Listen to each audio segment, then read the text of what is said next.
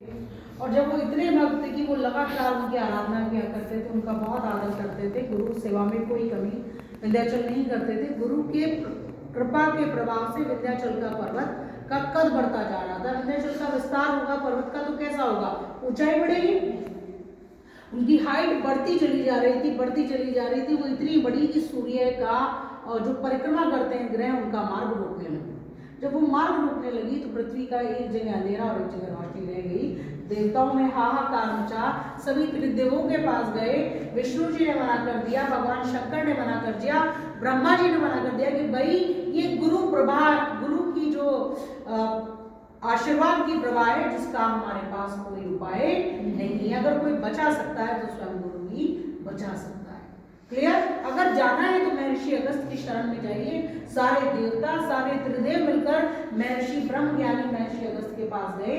महर्षि अगस्त ने कहा, अच्छा विंध्याचल चलो मैं जाऊं। महर्षि अगस्त गए, विंध्याचल को बोला। विंध्याचल ने जैसे ही देखा गुरुदेव आए हैं, अरे गुरुदेव प्रणाम। अच्छा, अब तू अपने ऊंचा, अपने विस्तार के मद में इतना अंधा हो गया कि साष्टांग प्रणाम करना ही भूल गया। विंध्याचल साष्टांग दंडवत लेट गए। अगर पर्वत लेटेगा तो क्या होगा? अब महर्षि अगस्त ने कहा कि विंध्याचल जब तक मैं वापस ना आऊं, साष्टांग मुद्रा में ही रहना, उठना मत। और महर्षि अगस्त दक्षिण भारत की तरफ चले गए। उसके बाद वो वापस उत्तर भारत में कभी नहीं। और विंध्याचल आज भी लेटे हुए हैं, जिनकी एक पर्वत श्रृंखला फरीदाबाद में आप अरावली में। मेरा मोटो क्या था? विंध्याचल पर्वत के बारे में बताना, नॉलेज। मेरा था आपको बताना गुरु का महत्ता और ट्रस्ट। महर्षि अगस्त को पता था कि वो मेरे वापस आने तक ऐसे ही गुरु आज्ञा की अवहेलना नहीं करेगा। मेरा ऑब्जेक्टिव क्लियर हुआ? मैंने स्टोरी टेलिंग में कितनी सेकंड्स ली? Hardly 1 minute, right? 40 मिनट का पीरियड होता है। उस पेडागोजी में मिनिमम शॉर्ट स्टोरीज के थ्रू आप लोग अपना टारगेट अटेन कर सकते हैं।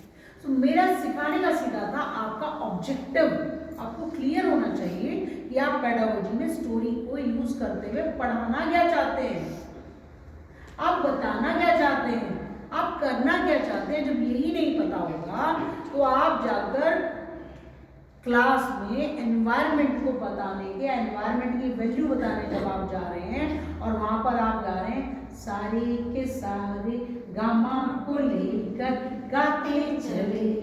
What is this singing? सिखाना क्या जा रहे हो, करना क्या चाह रहे हो? म्यूजिक के रूल। म्यूजिक भी लो तो अच्छा सा लो ना, जो नेचर के पास हो, राइट? आप चलो आप हिंदी में कुछ पढ़ा रहे हो, आप हिंदी में रस पढ़ा रहे हो, श्रृंगार रस पढ़ा रहे हो।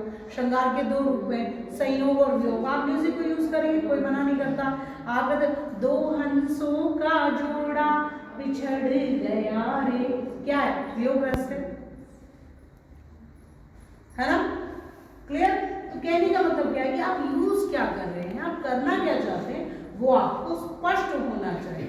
तो स्टोरी टेलिंग वो पेडागोजी का पार्ट आप बनाइए जिससे आप अपने टारगेट को इजीली अटेन कर सकें। इसके बाद नेक्स्ट